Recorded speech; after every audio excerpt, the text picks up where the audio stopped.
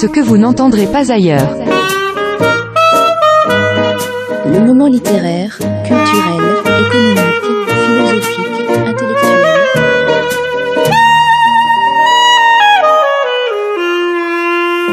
Avec Stéphane, sur RLP.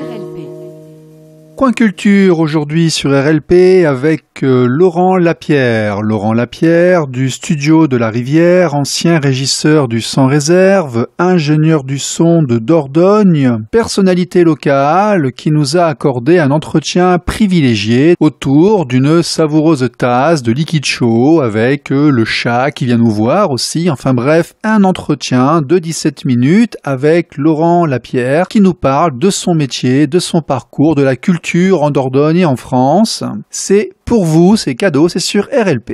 RLP. Radio libre en Périgord. RLP 102.3 avec Laurent Lapierre du Studio de la Rivière, ex-régisseur du Sans Réserve. Laurent, tu vas bien ? Ouais, ça va, merci Stéphane. Est-ce que tu peux te présenter rapidement, nous dire qui tu es un petit peu ? Oui, bah écoute, je travaille, comme tu l'as dit, actuellement dans un petit studio que j'ai monté sur Périgueux, qui fait essentiellement du mixage et du mastering, donc pour les groupes, pour les artistes. C'est une activité que je faisais déjà, donc comme tu l'as dit aussi, dans mon métier précédent, qui était, j'étais régisseur général au Sans Réserve, donc la salle de musique actuelle de Périgueux. Tu y es resté 16 ans, je crois, d'ailleurs. Oui, c'est ça. J'y suis resté 16 ans, donc où je faisais l'accueil, l'organisation technique, l'accueil technique des groupes, le son, etc. Et puis toute une partie aussi d'enregistrement. Voilà, d'où l'idée de poursuivre cette activité lorsque j'ai quitté le Sans Réserve il y a 2 ans. Oui, alors effectivement, on va expliquer aux gens que le Sans Réserve, c'est une salle de concert, mais que c'est aussi donc une SMAC, et que ce sont aussi des locaux de répétition à la filature, avec un studio, ouais, où toi et d'autres, à l'époque, c'est comme ça qu'on s'est rencontrés d'ailleurs, proposiez des sessions d'enregistrement, de mixage et de mastering pour les producteurs de son de Périgueux et des environs. Ouais, c'est ça, ouais. On faisait aussi des stages d'initiation, de découverte à certaines techniques d'enregistrement, de mixage, etc. Voilà, tout à fait. Ok, donc tu as monté ton petit studio de la Rivière, d'ailleurs. Qui est passé te voir dans ce studio ? Écoute, beaucoup de gens en fait, depuis que j'ai ouvert ça. Il y a pas mal de gens qui sont passés, des artistes amateurs, des artistes professionnels, vraiment, et puis dans beaucoup d'esthétiques différentes. Voilà, moi on fait beaucoup de musique urbaine, du rock, des musiques électroniques, de la musique de film, enfin vraiment plein de choses. Tu as fait du son pour l'image ? Du jazz, oui, du son pour l'image, et puis tout ce qui est aussi enregistrement de voix off pour de la pub ou des reportages, etc. Donc en fait toute l'activité que peut faire un studio finalement. Tu m'as parlé aussi d'un album d'Occitan avec une célébrité dessus. Oui, ça c'est. J'ai eu la chance là d'avoir à mixer le dernier album de Péragude, sur lequel est invité Francis Cabrel. Donc voilà, j'ai eu le plaisir d'avoir à mixer tout ça dans mon petit studio, puisqu'en fait tout devait se faire dans le studio pour l'anecdote, dans le studio de Cabrel, mais qui était pendant cette période-là en travaux. Voilà, donc le groupe cherchait un studio dans les coins, on va dire, et puis de bouche à oreille ils ont été aiguillés vers moi, et puis on s'est bien entendu, les premiers prémix, on va dire, leur ont plu, et puis du coup on a fait tout l'album, tout le mixage de l'album ensemble. Voilà. D'accord, alors ingénieur du son, comment devient-on ingénieur du son ? Quel est ton parcours ? En fait, j'ai pas fait d'études, j'ai pas fait d'études d'ingénieur du son.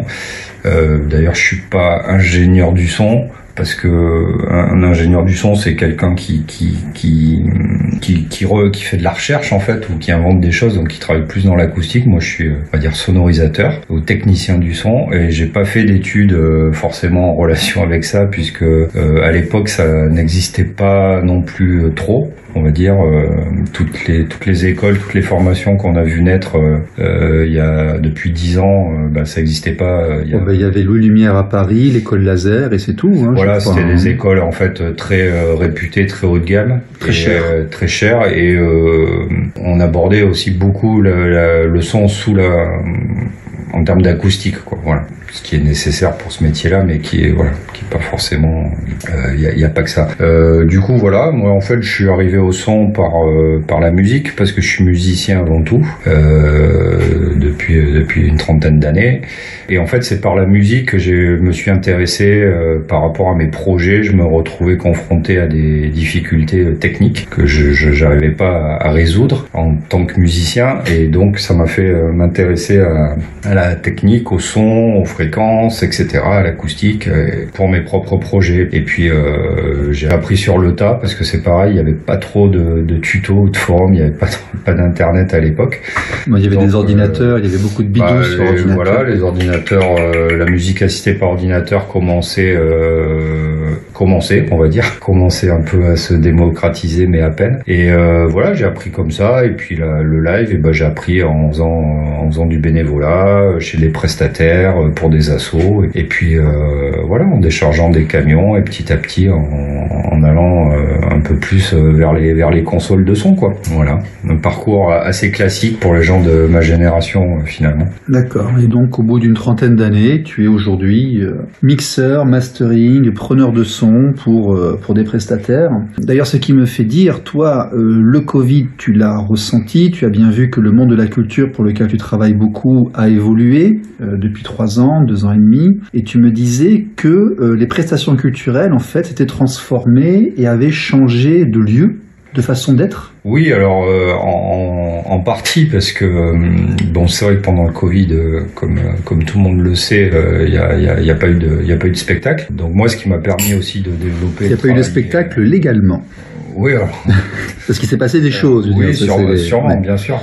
Mais en tout cas, voilà, moi dans la partie, on n'a pas eu de travail pendant cette période en termes de spectacle vivant.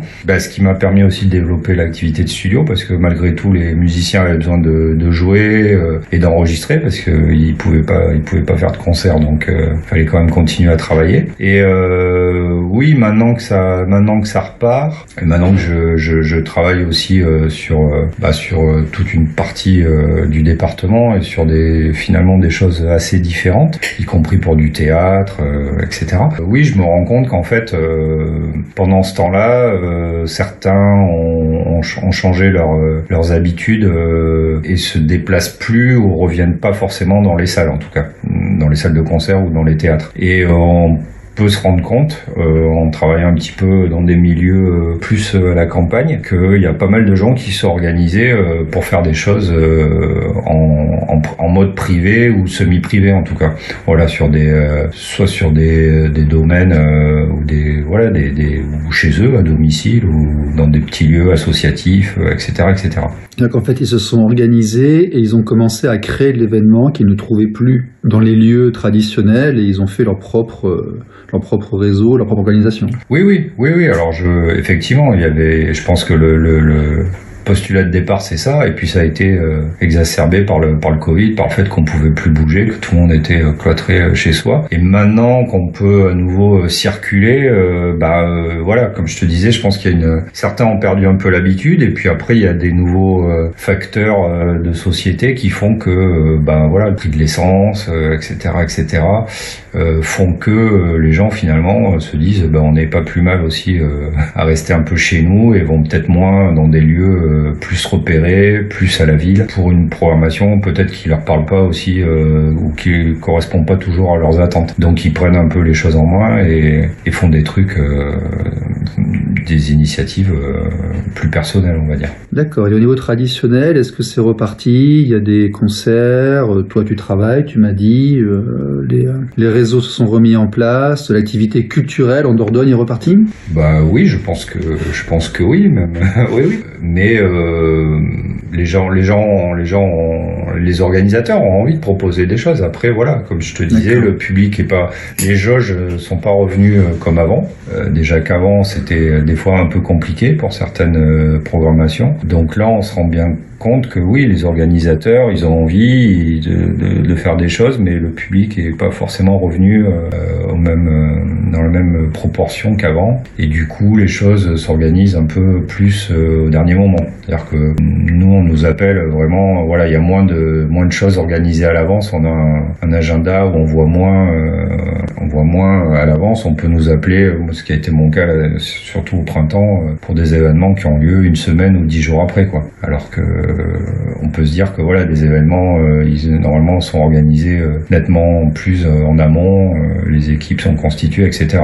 Et là, on se rend compte qu'il y a des choses qui se font vraiment au dernier moment, parce qu'on sait pas si ça va pouvoir se faire, on sait pas si les artistes peuvent. Il y a encore des gens qui sont malades du Covid, il y a encore des restrictions, et puis des difficultés économiques qui sont certaines. Ok. Alors on en parlait sur cette antenne avec Stéphane, le directeur du SIAM. Rudy de Méloninote, avec Banzai Labs et autres. Le Covid a été, tu viens de le confirmer d'ailleurs, une période où les musiciens, les compositeurs, les artistes se sont rapprochés de la technologie, se sont informatisés et ont fait du studio. Donc toi, tu m'as dit, de l'activité de studio durant cette période de Covid. Est-ce que tu as constaté, toi aussi, que les artistes, acteurs culturels se sont rapprochés de la technologie depuis 2 ans ? Alors les acteurs culturels, je saurais pas trop te dire, mais je pense que oui, parce que déjà tout ce qui a été, visio, réunion Zoom, etc. Il y a toute une pratique qui n'existait pas forcément avant dans ces milieux-là. On avait plus l'habitude de se déplacer, de faire de se faire des réunions en physique ou etc. Donc le côté numérique, oui, c'est certainement développé et effectivement la possibilité de pouvoir travailler chez soi ou dans son home studio ou d'aller dans des studios pour préparer, faire ce qu'on appelle des pré-maquettes etc. Ça a été une période, entre guillemets propice à ce genre de choses. Et il y a sûrement effectivement des artistes qui se sont équipés ou qui ont développé cette activité-là parce qu'encore une fois, on était un peu tous enfermés chez nous. Donc pour un gars qui travaille dans un studio, c'est habituel. Nous, finalement, le confinement, on sait un peu ce que c'est de rester enfermé toute la journée dans un truc un peu fermé. Et pour certains, ça a été peut-être encore une fois des nouvelles habitudes de travail ou de composition à prendre. Je sais pas après, est-ce que ça restera, est-ce que ça disparaîtra, je sais pas. C'est peut-être encore un peu tôt pour le dire. Donc plus de production enregistrée. D'ailleurs, la musique enregistrée a beaucoup évolué depuis 15 à 20 ans. À une époque, on faisait des disques, on allait voir des distributeurs, des maisons de disques et autres. Maintenant, tout se passe un petit peu sur Internet. En quoi ton métier a évolué depuis 10 ans ? Moi, je dirais que ça a évolué déjà dans la démarche effectivement des artistes ou des groupes. C'est-à-dire que, comme tu le disais, avant, on venait en studio pour faire soit une démo, un petit 4 titres pour trouver des concerts, etc., soit carrément un album. On avait plus de temps pour travailler sur les morceaux, sur les productions. Voilà, maintenant, on vient au studio pour faire un titre rapidement, pour que ça sorte rapidement et puis que ça soit effectivement distribué rapidement sur Internet. Voilà, et puis après je dirais peut-être que les raisons pour certains artistes de faire de la musique ou de l'enregistrer, etc. ont changé aussi. Je veux dire par là que avant, on était plus dans un schéma classique. On forme un groupe ou un artiste solo. On crée des chansons, on répète, on cherche des concerts ou on va enregistrer l'album pour chercher des concerts, etc. Là, il y a toute une partie des artistes où le mode concert finalement les concerne pas ou les intéresse pas. C'est-à-dire c'est juste enregistrer pour sortir des titres. Il n'y a pas cette finalité forcément du live. Donc ça change aussi l'approche en fait de la production, comme je disais tout à l'heure, et puis du temps qu'on veut bien consacrer à son projet et des fois les raisons même pour lesquelles on fait de la musique. Voilà. C'est vrai que je crois qu'il y a 60 000 titres qui sortent par jour en streaming. Donc voilà, 60 000 titres. D'après Deezer, il y a l'équivalent d'une année de production de son qui est uploadé chaque jour sur Internet. Voilà. C'est énorme. Donc tout est dit. Donc ouais, pour nous c'est bien. on travaille, mais voilà, on travaille différemment pour des gens qui ont des attentes différentes et des raisons différentes. Alors pas tous, hein, bien sûr, je vais pas faire de généralité, mais il faut composer aussi avec ça. Des fois, on travaille pour des gens qu'on verra pas, qui essayent aussi des choses. Voilà, et c'est aussi bien que la musique puisse être accessible aussi au plus grand nombre et que les gens puissent aussi se confronter au travail de studio et se rendre compte que c'est aussi un vrai travail du coup, qu'on n'arrive pas en studio comme ça les mains dans les poches, qu'on entend des choses qu'on n'entendait pas forcément avant. Donc c'est bien, ça fait avancer le schmilblick, mais c'est vrai qu'il y a beaucoup, énormément de choses qui sont produites, pas qu'en studio, hein, il y a plein de choses, il y a plein de gens qui font aussi des choses chez eux. Et tout ça se retrouve finalement sur le même plan hein, quand ça sort.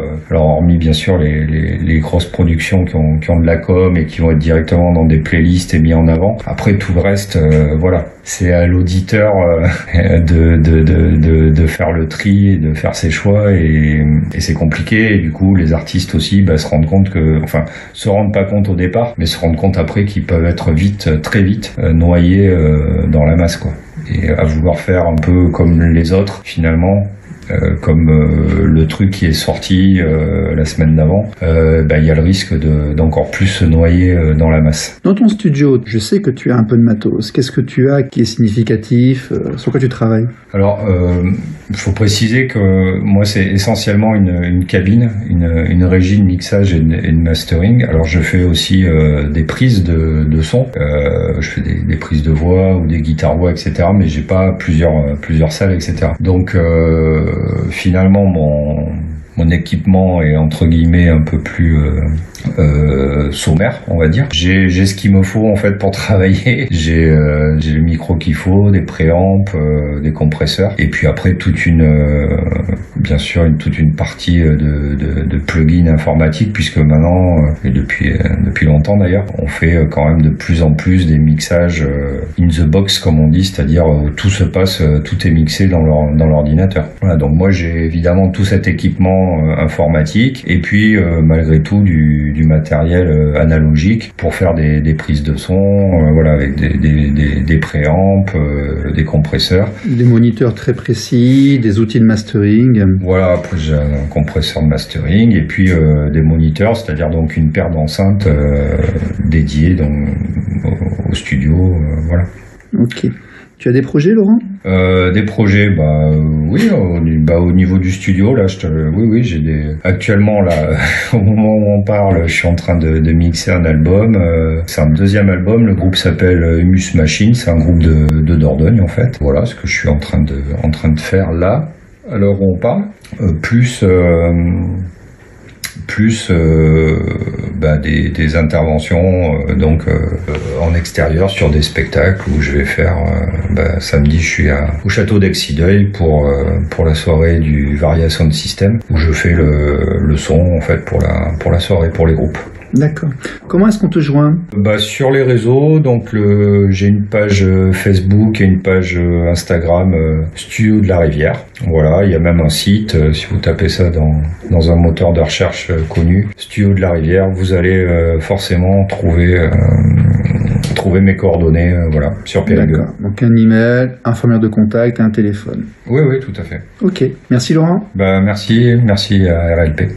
Bonne journée.